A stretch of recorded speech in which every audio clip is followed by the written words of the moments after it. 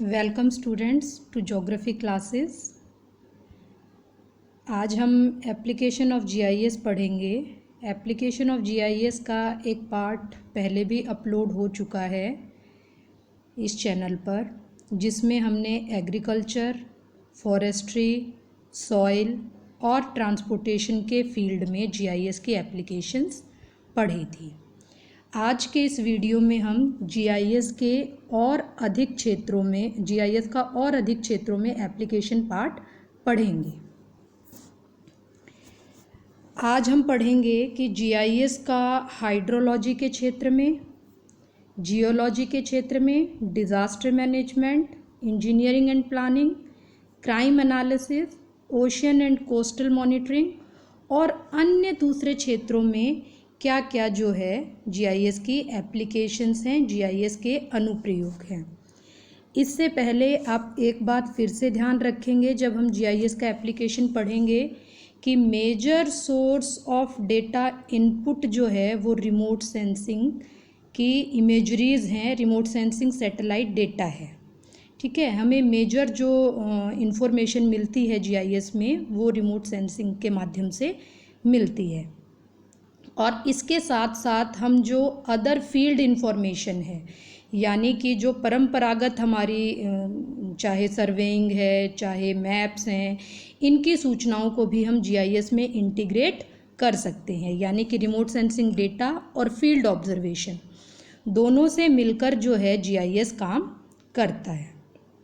तो आइए शुरू करते हैं आज जो है विभिन्न क्षेत्रों में जीआईएस के एप्लीकेशन पार्ट को।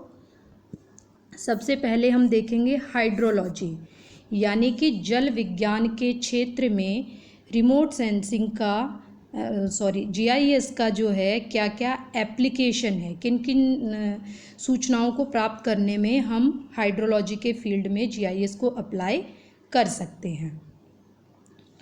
सबसे पहले जीआईएस जो है वो वेटलैंड मैपिंग एंड मॉनिटरिंग के क्षेत्र में जो है हमें सूचनाएं देता है। वेटलैंड यानी कि आर्द्र भूमि का मानचित्रण हम कर सकते हैं, और जब हम मृदा की आर्द्रता का मानचित्रण करते हैं तो हम ये पता लगा सकते हैं कि वो क्षेत्र, अगर आर्द्रता की कमी है तो इसका मतलब वहाँ सूखा हो सकता है, अगर आर्द्रता की अधिकता हो गई है तो इसका मतलब वहाँ पर बाढ़ की स्थिति बन सकती है।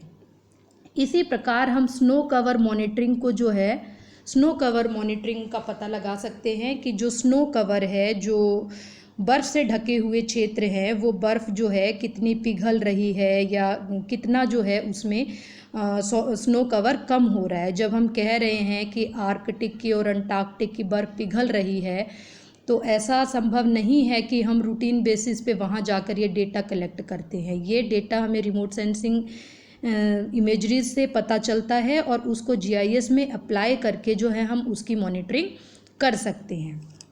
इसी प्रकार रिवर, लेक्स और आइस की मॉनिटरिंग की जा सकती है, यानी कि जो रिवर है उसके मार्ग का पता लगाया जा सकता है। कोई झील है वो सिकुड़ रही है या बढ़ रही है, ये इन सब की सटीक जानकारी जीआईएस हमें देता है। इसी प्रकार ग्लेशियर डायनामिक्स की मॉनिटरिंग की जा सकती है, यानी कि ग्लेशियर्स, हमारे जो पहाड़ी क्षेत्र में जो ग्लेशियर्स हैं उनमें क्या क्या परिवर्तन हो रहे हैं उसकी मॉनिटरिंग हम जीआईएस के माध्यम से कर सकते हैं। और ये वो क्षेत्र हैं जहां प्रत्यक्ष सर्वेक्षण संभव नहीं है, इसके लिए हम रिमोट सेंसिंग डेटा पर ही ज़्यादा निर्भर होते हैं। इसी प्रकार डेल्टा चेंज डिटेक्शन का जो है पता हम कर सकते हैं कि डेल्टा, क्योंकि डेल्टा आपको पता है एक प्राकृतिक जो है फीचर है, एक नेचुरल फीचर है, फिजिकल फीचर है, तो उसमें परिवर्तन समय के साथ होते रहते हैं। डेल्टा बढ़ता भी है, सिकुड़ता भी है, तो ये सारी सूचनाएं हम जीआईएस के माध्यम से इनकी मैपिंग कर सकते हैं, इनकी सूचनाएं बना सकते हैं। इसी प्रकार कोई ड्रेनेज बेसिन है, कोई अपवाह बेसिन है, उसकी मैपिंग की जा सकती है। इरिगेशन कैनाल लीकेज डिटेक्शन किया जा सकता है। जो कैनाल हम बनाते हैं उसमें अगर कहीं लीकेज है तो उसकी डिटेक्शन भी जीआईएस के माध्यम से की जा सकती है। जितनी ह्यूमन फीचर्स हैं, जितनी मानव के द्वारा बनाई हुई आकृतियां हैं, चाहे वो नहर है या फिर कोई पाइपलाइन है, कोई रोड है, इन सब का एक विस्तृत डेटाबेस जीआईएस में बनाया जाता है और उसको भविष्य में आने वाले समय में जो है हम विभिन्न सूचनाओं के लिए उपयोग में ला सकते हैं। इसी प्रकार वाटर क्वालिटी मॉनिटरिंग की जा सकती है। मृदा की जो पानी की, जल की जो गुणवत्ता है उसके बारे में हम पता लगा सकते हैं। जल केवल वही जल नहीं जो धरातल के ऊपर बहता है, बल्कि जो भूगर्भिक जल है, जो अंडरग्राउंड वाटर है हमारा, उसकी भी क्वालिटी की मॉनिटरिंग की जा सकती है। और अंडरग्राउंड वाटर डिटेक्शन जो है वो जीआईएस के माध्यम से किया जा सकता है।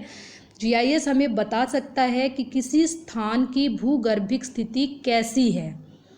ठीक है, तो भूगर्भिक स्थिति पता चलने के बाद हम ये अंदाज़ा लगा सकते हैं कि किन क्षेत्रों में, किन चट्टानों में जो है भूमिगत जल की संभावना ज़्यादा है। तो इस तरह जो है हम ऐसे क्षेत्रों का पता लगा सकते हैं जीआईएस के माध्यम से, जहाँ पर अगर हमें कुआं खोदना है या और कोई ट्यूबवेल लगाना है तो उसको जो है जीआईएस में उसकी भूगर्भिक संरचना का पता लगाकर हम जीआईएस के माध्यम से ये पता कर सकते हैं कि किस स्थान पर कुआं खोदा जाना चाहिए और किस स्थान पर कुआं नहीं खोदा जाना चाहिए, कहाँ पर जल मिल सकता है। इसी प्रकार जो है जो नीचे गिरती वाटर टेबल है, अंडरग्राउंड वाटर की जो वाटर टेबल है वो लगातार नीचे गिर रही है, उसकी मैपिंग की जा सकती है। जो एक्विफर्स पाए जाते हैं अंडरग्राउंड वाटर के, उनकी मैपिंग की जा सकती है।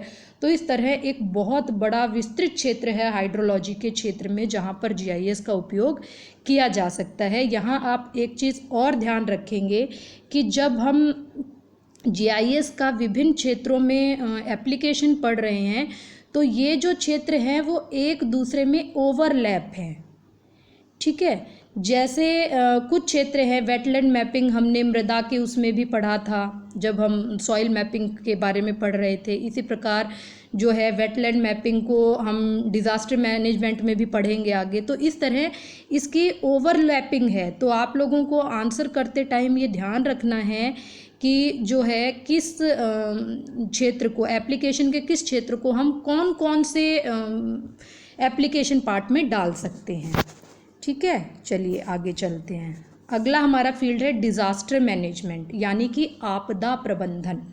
आपदा प्रबंधन वो स्थिति होती है जब हमें बहुत तीव्र सूचनाएं चाहिए होती हैं। तीव्र सूचनाएं हमें कैसे मिलेंगी? बहुत जल्दी हमें सूचनाएं चाहिए होती हैं आपदा प्रबंधन के समय, जब कोई आपदा आ जाती है तो, और ताकि हम उसके बारे में प्लानिंग कर सकें। ठीक है, तो डिज़ास्टर मैनेजमेंट के क्षेत्र में हमें जो हाई टेम्पोरल रेजोल्यूशन वाले सैटेलाइट हैं उन इमेजरीज़ पर निर्भर होना पड़ता है, जो बहुत जल्दी हमें सैटेलाइट इमेजरीज़ भेजते हैं। ऐसे सैटेलाइट इमेजरीज़ की हमें ज़रूरत होती है। तो इस तरह जो है डिज़ास्टर मैनेजमेंट के क्षेत्र में कौन कौन से क्षेत्र हैं जहाँ पर हम जो है जीआईएस का अप्लाई कर सकते हैं। सबसे पहले हैज़ार्ड जोनेशन। हैज़ार्ड जोनेशन में मुख्य रूप से लैंडस्लाइड हैज़ार्ड जोनेशन जो है वो आता है। ये हैज़ार्ड जोनेशन की जगह एक्चुअली लैंडस्लाइड हैज़ार्ड जोनेशन है। इसको आप लैंडस्लाइड हैज़ार्ड जोनेशन पढ़ें, क्योंकि जो है लैंडस्लाइड हैज़ार्ड जोनेशन का मतलब ये है कि जो हम ऐसे क्षेत्र को मैपिंग कर सकते हैं जो भूस्खलन से बहुत ज़्यादा प्रभावित है, या हम जोन्स बना सकते हैं।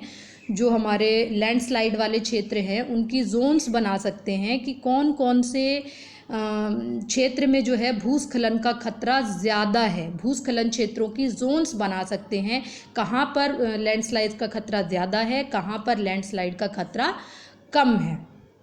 तो इस तरह जो भूगर्भिक संरचना है, चट्टानों की ढाल है, इनकी लेयर्स बनाकर हम उनको एक दूसरे के ऊपर ओवरले कर सकते हैं और भूस्खलन से संभावित क्षेत्रों को आइडेंटिफाई कर सकते हैं ताकि वहाँ पर प्लानिंग की जा सके।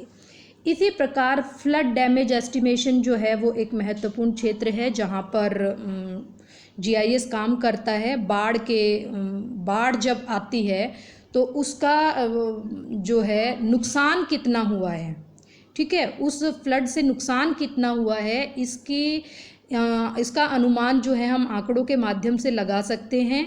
और बाढ़ के क्षेत्र के नुकसान से बाढ़ से जो नुकसान हुआ है इसकी जानकारी बफर के माध्यम से कर सकते हैं, हम बफर बना सकते हैं। और इस जानकारी की आवश्यकता जो है वो बहुत सारे गवर्नमेंट एजेंसीज़ को चाहिए होती है, बीमा कंपनीज़ को चाहिए होती है, बहुत सारे गवर्नमेंट और नॉन गवर्नमेंट सेक्टर्स को जो है बाढ़ से प्रभावित क्षेत्र की जानकारी चाहिए होती है। तो ये जब जानकारी हमें जीआईएस के माध्यम से मिल सकती है तो हम उससे निपटने के लिए प्लानिंग कर सकते हैं। इसी प्रकार detection of coal mine fires, न केवल कोल माइन फायर्स बल्कि कोई भी खनन कार्य जहाँ पर किया जा रहा है और वहाँ पर अगर जो है फायर की स्थिति है तो उसकी जो है उसका पता हम लगा सकते हैं, उसकी जो है हम मैपिंग कर सकते हैं और भविष्य के लिए जो है उसको मार्क कर सकते हैं हम कि ये क्षेत्र जो है वो फायर से फायर जो है यहाँ पर हो सकती है। तो भविष्य के लिए भी जो है हम इसको स्टोर कर सकते हैं इस डेटा को। इसी प्रकार जो भूकंप, आपको पता है बहुत बड़ी प्राकृतिक आपदा है और बिल्कुल समय नहीं देती है। भूकंप के जोन्स आपने पढ़े हैं, है ना, अर्थक्वेक के जोन्स पढ़ते हैं कि कौन सा क्षेत्र फर्स्ट जोन में है, सेकंड जोन में है, थर्ड में है, फोर्थ में है, फिफ्थ में है, जो सेफ के आधार पर कि भूकंप से कितना सेफ है कौन सा जोन। तो वो जो जोनेशन है वो एक्चुअली जीआईएस के माध्यम से ही की जाती है। और कैसे की जाती है, जो भूगर्भिक संरचना है ना, कि प्लेट्स के मार्जिन कहाँ हैं या कौन सा जो धरातल है वो कमज़ोर है, तो इस तरह भूगर्भिक संरचना के आधार पर जो है अर्थक्वेक की जोनेशन की जाती है। इसी प्रकार हम वोल्केनिक हैज़ार्ड को आइडेंटिफाई कर सकते हैं, जो अतीत में जो ज्वालामुखी उद्गार हुए हैं उनके आधार पर और भूकंप क्षेत्रों से उनको कोरिलेट करके, भूगर्भिक संरचना से उनको कोरिलेट करके, उनका मिलान करके, उनका ओवरले करके जो है भविष्य में वोल्केनिक इरप्शन जो है किसी क्षेत्र में होगा या नहीं होगा, इसका जो है हम अनुमान लगा सकते हैं। इसी प्रकार फॉरेस्ट फायर जो है वो एक महत्वपूर्ण डिज़ास्टर है, फॉरेस्ट फायर, इसका भी इस क्षेत्र में भी जो है जीआईएस बहुत अच्छे से काम करता है। ये हम पहले फॉरेस्ट्री के फील्ड में विस्तार से पढ़ चुके हैं इसके बारे में, है ना। इसी प्रकार इंजीनियरिंग और प्लानिंग की ज़रूरत किसी भी देश के विकास का आधार है। हम प्लानिंग जो करते हैं उसके लिए जो है हमें इंजीनियरिंग क्षेत्र पर डिपेंड रहना पड़ता है। तो इस तरह जीआईएस जो है वो एक बहुत बड़ा डेटाबेस उपलब्ध कराती है ताकि भविष्य की योजनाओं की मॉडलिंग की जा सके इंजीनियरिंग और प्लानिंग के क्षेत्र में। सबसे पहला जो क्षेत्र है वो अर्बन प्लानिंग है। अर्बन प्लानिंग का मतलब है कि हम नगरीय योजनाओं में जो है, यानी कि हम किसी नगर की नगरीकरण की जब हम प्लानिंग करते हैं तो उसके बारे में जो है जीआईएस हमें जानकारी देता है। कैसे देता है कि भूमि उपयोग परिवर्तन कैसे और कितना हो रहा है, कितनी भूमि है जो कृषि भूमि से नगरीय भूमि में बदल गई, ठीक है। इसी प्रकार आपदा क्षेत्र कौन से हो सकते हैं अर्बन प्लानिंग की अगर हम बात करें तो, और अनियंत्रित वृद्धि जो हो रही है अर्बनाइजेशन की, नगरीकरण की जो अनियंत्रित वृद्धि हो रही है उसकी दिशा को निर्धारित कर सकते हैं हम, ठीक है।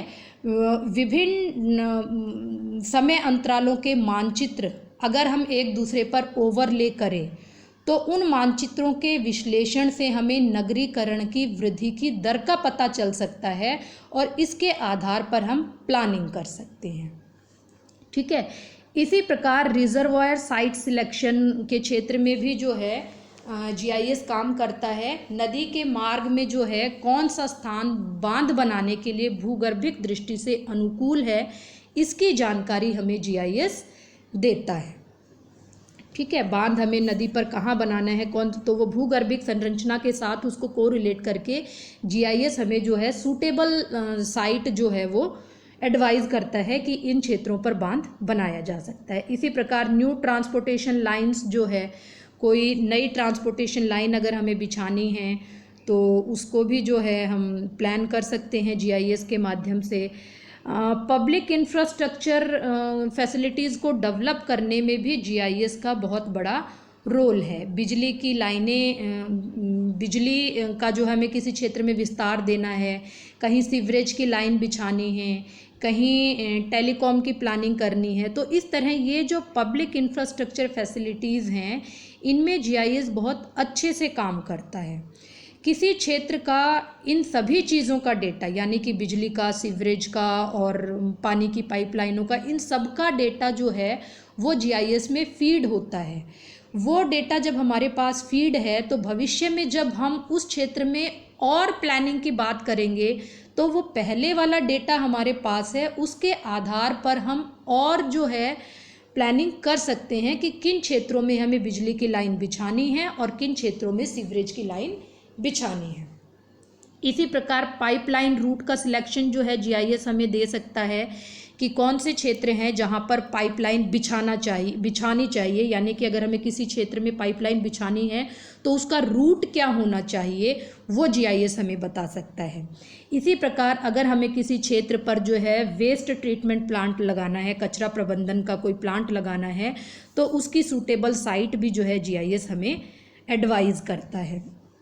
अंडरग्राउंड पाइप और केबल्स अगर हमें बिछानी हैं, चाहे वो पानी की है या फिर और कोई भी केबल हो सकती है, उसकी लोकेशन की जानकारी जो है उसका डेटाबेस हमारे पास होता है और उसको मानचित्र के माध्यम से हम उसका एक जो है पूरा विवरण बनाकर रख सकते हैं, ताकि भविष्य में जब दोबारा उस क्षेत्र में हमें ये काम करना हो तो वो डेटा हमारे पास हो। इसी प्रकार किसी नदी पर अगर हमें पुल बनाना है, ब्रिज बनाना है, ब्रिज कंस्ट्रक्ट करना है, तो उसके बारे में भी जीआईएस हमें एडवाइज़ करता है कि नदी के कौन से स्थान का चुनाव हमें पुल बनाने के लिए करना चाहिए। ऐसा क्षेत्र होना चाहिए जहां अपरदन शीघ्र ना हो, जहां निक्षेप ना हो, जहां नदी का मार्ग परिवर्तित ना हो। तो ऐसी सूचनाएं जीआईएस हमें उपलब्ध करवाता है जिसके आधार पर हम नदी पर पुल बनाने का कार्य कर सकते हैं। इसी प्रकार रीजनल प्लानिंग जो है, जो क्षेत्रीय नियोजन है, उसमें जीआईएस बहुत ज़्यादा योगदान देता है। ये सभी ऊपर के जो बिंदु हमने पढ़े हैं, ये सभी जो हमने पढ़े हैं, ये वास्तव में किसी क्षेत्र के नियोजन का ही हिस्सा है। हमें रीजनल प्लानिंग ही करनी होती है। जब हम ये सारे काम कर रहे हैं इंजीनियरिंग और प्लानिंग के, तो हम रीजनल प्लानिंग ही उस क्षेत्र की कर रहे होते हैं। ठीक है। अगला जो क्षेत्र है वो क्राइम एनालिसिस है। क्राइम एनालिसिस मतलब सोच के भी वो लगता है कि क्राइम भी एक ऐसा फील्ड हो सकता है जहाँ जीआईएस का उपयोग हम करते हैं। है ना कमाल की चीज़ जीआईएस। कैसे करते हैं देखो, क्राइम एनालिसिस में सबसे पहले हम identification and analysis of crime areas करते हैं, यानी कि हम मैप पर उन स्थानों को लोकेट करते हैं, आइडेंटिफाई करते हैं जहाँ पर क्राइम सबसे ज़्यादा होता है। ठीक है। इसके आधार पर फिर हम जो है आइडेंटिफिकेशन ऑफ क्राइम हॉटस्पॉट करते हैं। जो हॉटस्पॉट हैं उनको हम जो है आइडेंटिफाई करते हैं कि यहाँ पर सबसे ज़्यादा क्राइम होता है, और वहाँ पर फिर हम और ज़्यादा पुलिस को डेप्यूट करके, ठीक है, और ज़्यादा पुलिस को डेप्यूट करके वहाँ पर क्राइम होने से हम रोक सकते हैं। जीआईएस हमें जो है ग्राफिक रिप्रेजेंटेशन ऑफ क्राइम देता है, यानी कि हम ग्राफ के माध्यम से जो है क्राइम को विजुअलाइज कर सकते हैं और उसके बारे में प्लानिंग कर सकते हैं। और इसके आधार पर जब हमें ग्राफिक रिप्रेजेंटेशन मिल जाता है तो हम दो क्षेत्रों का या एक ही क्षेत्र का विभिन्न कालखंडों में एक कंपैरेटिव एनालिसिस कर सकते हैं। ठीक है। जीआईएस क्या करता है कि क्राइम एनालिसिस में लेयर्स बना देता है। लेयर्स कैसे बना देता है कि एक लेयर मान लीजिए हो सकती है क्राइम की, हो सकती है एक लेयर जो है वो नंबर ऑफ पुलिस स्टेशंस की हो सकती है, एक लेयर जो है पॉपुलेशन डेंसिटी की हो सकती है, यानी कि कहाँ पर पॉपुलेशन कम है कहाँ पर ज़्यादा है, एक लेयर जो है लिटरेसी की हो सकती है, और फिर जब हम इन लेयर्स को एक दूसरे पर ओवरले करेंगे तो हमें जो है उस क्षेत्र के क्राइम की पिक्चर मिल सकती है। जहाँ पर पुलिस स्टेशन कम है वहाँ क्राइम ज़्यादा होगा, जहाँ पर लिटरेसी कम है वहाँ पर क्राइम ज़्यादा होगा, जहाँ पर पॉपुलेशन ज़्यादा है वहाँ पर क्राइम कम होगा। तो इस तरह की जो है एनालिसिस हम इसके माध्यम से कर सकते हैं। अब ये दो जो है देखिए मैप्स हैं, ये है क्राइम हॉटस्पॉट डिटेक्शन, ठीक है, क्राइम हॉटस्पॉट डिटेक्शन है। ये जो रेड जो बिंदु आप देख रहे हैं, ठीक है, यहाँ ये रेड जो बिंदु देख रहे हैं, ये देखो ये रेड और ये रेड, इसका मतलब ये है कि ये क्राइम के हॉटस्पॉट हैं। इन हॉटस्पॉट की हमने बफरिंग कर दी, यानी कि ये क्षेत्र जो है क्राइम ज़्यादा यहाँ पर हो सकता है, ठीक है। इसी प्रकार ये देखिए, ये ग्राफिकल रिप्रेजेंटेशन ऑफ क्राइम है, यानी कि हमने जो है विभिन्न क्षेत्रों की क्राइम की जो है लोकेशन आप देख रहे हो कि कैसे कौन कौन से जो है एरिया हैं जहाँ पर क्राइम को ग्राफ के माध्यम से दिखा दिया है। तो इसका मतलब ये है कि ये इनका जो है हम एक कंपैरेटिव एनालिसिस इसके माध्यम से कर सकते हैं, ठीक है। तो क्राइम जो है एक ऐसा फील्ड है जहाँ पर जीआईएस काम कर रहा है। अगला हमारा फील्ड है जियोलॉजी, यानी कि भूगर्भ विज्ञान। जियोलॉजी वो ब्रांच है जो हमें पृथ्वी के भूगर्भ की जानकारी देती है, पृथ्वी के धरातल के नीचे क्या क्या है उसके बारे में जो है जियोलॉजी हमें बताती, जियोलॉजी हमें बताती है। और जीआईएस में हम इसको जो है कैसे अप्लाई कर सकते हैं, या जीआईएस कैसे हमें जियोलॉजी में हेल्प करती है। सबसे पहले जियोलॉजी के फील्ड में बेड रॉक मैपिंग की जा सकती है, यानी कि जो आधार चट्टान है उनकी मैपिंग की जा सकती है। परतदार चट्टान है या अवसादी चट्टान है या कायांतरित चट्टान है, इस तरह की जो है बेड रॉक टाइप की मैपिंग की जा सकती है। इसी प्रकार विभिन्न प्रकार की जो संरचनात्मक मैपिंग की जा सकती है, यानी कि किसी स्थान पर जो है संरचना कैसी है, ठीक है, शैल प्रकार कैसे हैं, वलन भ्रंश, इन सब की जो है स्ट्रक्चरल मैपिंग जो है जीआईएस के माध्यम से की जा सकती है। जीआईएस हमें जो है विभिन्न खनिजों के पता लगाने में सहायता करता है। मिनरल एक्सप्लॉयटेशन में जो है जीआईएस हमें सहायता करता है। रिमोट सेंसिंग हमें ये बताता है कि किसी क्षेत्र में विभिन्न प्रकार के मिनरल पाए जा सकते हैं, है ना। लेकिन जीआईएस हमें ये बताता है कि उस क्षेत्र के पिन पॉइंट कौन से स्थान पर जो है हमें मिनरल्स मिल सकते हैं, ठीक है। इसी प्रकार जो है हाइड्रोकार्बन जो एक्सप्लॉयटेशन है उसके बारे में जीआईएस जो है हमें जानकारी देता है। जो सेडिमेंटेशन मैपिंग है, यानी कि जो परतें जम रही हैं, परत दर परत जो जम रही है उसकी मैपिंग की जा सकती है। इसी प्रकार कोई विभिन्न प्रकार की जियोलॉजिकल मैपिंग की जा सकती है, जो विभिन्न प्रकार की प्लेट्स हैं या इस तरह की जो टेक्टोनिक्स की घटनाएं हैं उनकी जो है मैपिंग जीआईएस के माध्यम से की जा सकती है। जियो हज़ार्ड मैपिंग की जा सकती है कि जब हम शैल इकाइयों का मानचित्रण कर लेते हैं और इस तरह के काम कर लेते हैं तो हमें जियो हैज़ार्ड यानी कि जियोलॉजी की दृष्टि से कौन सा क्षेत्र है जो हैज़ार्ड यानी कि विभिन्न आपदाओं से सुरक्षित है या कितना खतरा उस स्थान पर आपदाओं का है। क्योंकि आपदाओं का हमें विभिन्न और जो क्षेत्र हैं उनमें भी ज़रूरत पड़ती है। अगर हम किसी नगर की प्लानिंग कर रहे हैं, है ना, कोई और इंजीनियरिंग का काम कर रहे हैं या कोई बांध बना रहे हैं, तो वो ऐसी स्थिति में हमें पता लगाना होता है कि वो स्थान प्राकृतिक आपदाओं से कितना सुरक्षित है। तो इसकी जानकारी जो है हमें जीआईएस जियोलॉजी के फील्ड में देता है, ठीक है। ओशन और कोस्टल मॉनिटरिंग जो है वो एक अन्य फील्ड है। समुद्र आपको पता है हमारी पृथ्वी का बहुत बड़ा हिस्सा है, तो उस समुद्र की जानकारी भी जीआईएस हमें देता है। किन किन रूपों में देता है? सबसे पहले ओशन पैटर्न आइडेंटिफिकेशन जो है करता है कि ओशंस का पैटर्न क्या है, जो ओशन फ्लोर्स हम पढ़ चुके हैं, समुद्र की तली विभिन्न प्रकार की जो है कटक पाई जाती हैं या खाइयाँ पाई जाती हैं, रिजेस पाई जाती है, ये सारा जो ओशन का पैटर्न है वो जीआईएस हमें पता करके बताता है, उसकी मैपिंग हम जीआईएस में कर सकते हैं। इसी प्रकार current and regional circulation pattern, यानी कि विभिन्न प्रकार की जो धाराएं हैं, समुद्री धाराएं हैं, वो किस पैटर्न पर जो है चलती हैं, उसको हम जीआईएस में उसकी मैपिंग कर सकते हैं।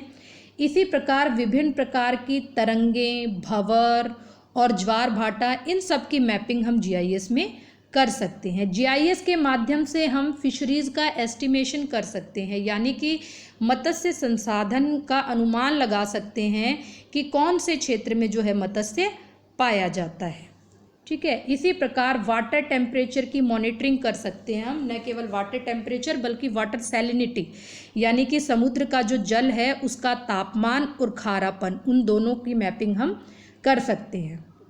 इसी प्रकार समुद्री जल की जो क्वालिटी है उसकी जानकारी भी हम जीआईएस के माध्यम से पता कर सकते हैं। ऑयल स्पिल अगर कहीं हुआ है, यानी कि जो है अगर कहीं तेल का बिखराव समुद्री तल पर है, तो उसको भी हम जीआईएस के माध्यम से जो है पता लगा सकते हैं, उसकी मैपिंग कर सकते हैं। शोरलाइन फीचर्स, यानी कि तटीय किनारे पर जो फीचर्स पाई जाती है उनकी मैपिंग की जा सकती है। और इसी प्रकार तटीय क्षेत्र पर जो है विभिन्न प्रकार की जो वनस्पति पाई जाती है उसकी मैपिंग भी हम जीआईएस के माध्यम से जो है समुद्री क्षेत्र में कर सकते हैं। ये देखिए, ये एक मानचित्र है। ये मानचित्र एक्चुअली जीआईएस की सहायता से ही तैयार किया हुआ है, और इसमें जो है जो समुद्र का जो जल है उसके तल के तापमान को दिखाया गया है ना, तापमान को दिखाया गया है।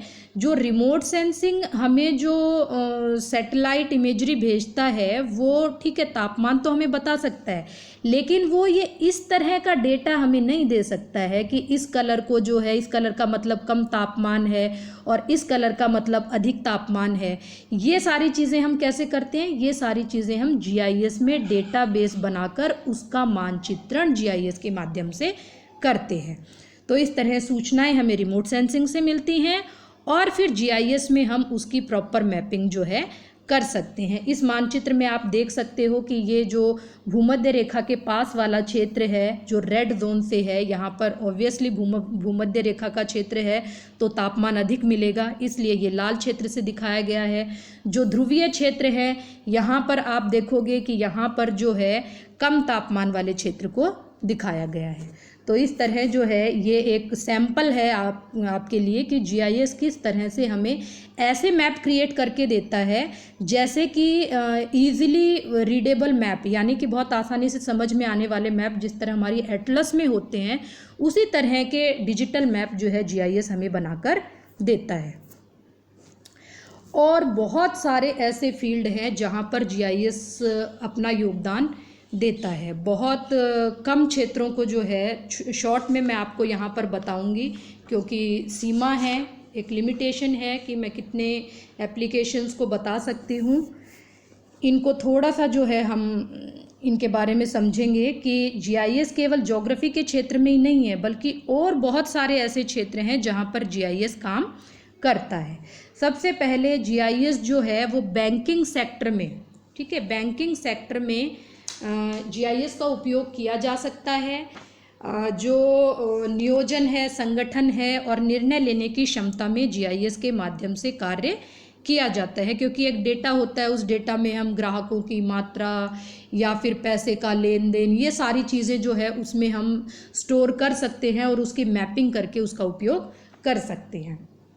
इसी प्रकार जीआईएस जो है वो डिजिटल टैक्सेशन में भी काम करता है। जो डिजिटल टैक्सेशन सिस्टम हमारा विकसित हो रहा है उसमें जो है सरकार के जो टैक्स इकट्ठा करती है उसका एक जो है उसका एकदम ट्रांसपेरेंट जो है मैपिंग जीआईएस के माध्यम से की जा सकती है ताकि टैक्स की कहीं चोरी ना हो सके। इसी प्रकार सर्वेइंग जो है वो ऐसा क्षेत्र है, सर्वेक्षण आपको पता है कि बहुत ज़रूरी है, ज्योग्राफी का भी बेस है सर्वेक्षण। तो जीआईएस की सहायता से सर्वेक्षण कर हम डिजिटल मैप्स का एक बहुत विस्तृत वर्ग तैयार कर सकते हैं जो न केवल ज्योग्राफी में काम आता है बल्कि किसी भी फील्ड की डिजिटल मैप हम तैयार कर सकते हैं, चाहे वो बैंकिंग सेक्टर हो, चाहे वो टैक्स का सेक्टर हो, चाहे वो मेडिकल फील्ड हो। इस तरह बहुत सारे जो है फील्ड हैं जहाँ पर जीआईएस काम कर सकता है। ठीक है, इसी प्रकार जीआईएस जो है वो डेयरी उद्योग में भी काम कर सकता है।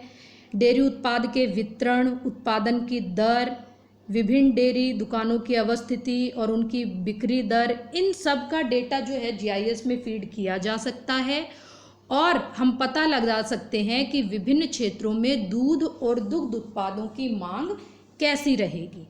ठीक है, इसी प्रकार टूरिज्म इंडस्ट्री एक बहुत इम्पॉर्टेंट पार्ट है, क्योंकि टूरिज्म इंडस्ट्री में हमें इन्फॉर्मेशन चाहिए होती है। जिस स्थान पर हमें पर्यटन के लिए जाना है उसकी इन्फॉर्मेशन हमें चाहिए होती है और वो इन्फॉर्मेशन जीआईएस बहुत अच्छे से उपलब्ध करवाता है। एक विशाल सूचना भंडार जो है जीआईएस ने गूगल मैप के माध्यम से बना रखा है और उसके माध्यम से जीआईएस और जीपीएस दोनों मिलकर जो है टूरिज्म के क्षेत्र में गंतव्य स्थान की दूरी, दिशा और वहाँ मिलने वाली सुविधाओं आदि सब की जानकारी उपलब्ध करवाता है।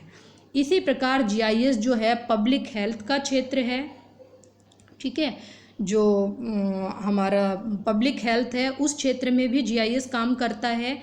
जीआईएस की सहायता से विभिन्न बीमारियों के प्रतिरूप की व्याख्या की जा सकती है। अभी आपको पता है कोरोना वायरस और कोविड-19 के केस चल रहे हैं, तो क्या है कि जहाँ पर पेशेंट मिलते हैं उसके आधार पर हम उसकी बफरिंग कर सकते हैं।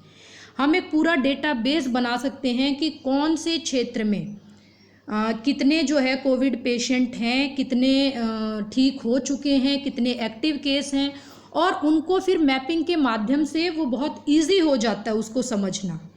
ठीक है, तो न केवल कोविड बल्कि और भी बहुत सारी बीमारियां हैं जो प्रदूषण से भी होती हैं और विभिन्न प्रकार की जो बीमारियां हैं उनको उनके स्थानिक संबंध के बारे में जो है पता किया जा सकता है। तो इस तरह पब्लिक हेल्थ के क्षेत्र में भी जीआईएस के माध्यम से मैपिंग की जा सकती है।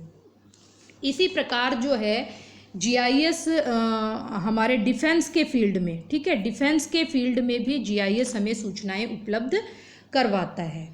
पहले क्या था कि डिफेंस या जो हमारी सीमाएं थी उन सीमाओं की पर रक्षा के लिए हम परंपरागत स्थलाकृतिक मानचित्रों पर, जिसे हम टोपो शीट्स कहते हैं, उन पर निर्भर थे। लेकिन अब डिजिटल मैप्स के माध्यम से हम जो है उन क्षेत्रों की सूचनाएं प्राप्त कर सकते हैं और विभिन्न प्रकार की स्थलाकृतिक सूचनाएं जो है वो सैन्य उपयोग के लिए ज़रूरी हैं, क्योंकि हमें जो है अनुकूल स्थानों का शीघ्रता से और स्पष्टता से चयन करना होता है जब हम जीआईएस का उपयोग करते हैं। जब हम देश की सीमाओं की रक्षा की बात करते हैं तो भी जीआईएस जो हमें एक विस्तृत डेटाबेस उपलब्ध करवाकर उसकी मैपिंग कर सकता है। और इसके अलावा जो है ऐसे बहुत सारे अनगिनत क्षेत्र हैं जहाँ पर जीआईएस काम करता है, या ये कहें कि ऐसा कौन सा क्षेत्र है जहाँ पर जीआईएस काम नहीं करता है।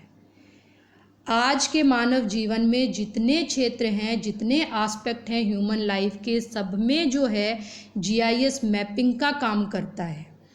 ठीक है, तो जीआईएस एक बहुत बड़ा जो है फील्ड है और रिमोट सेंसिंग के साथ मिलकर, जीपीएस के साथ मिलकर ये एक बहुत बड़ा सूचना तंत्र हमें उपलब्ध करवाता है।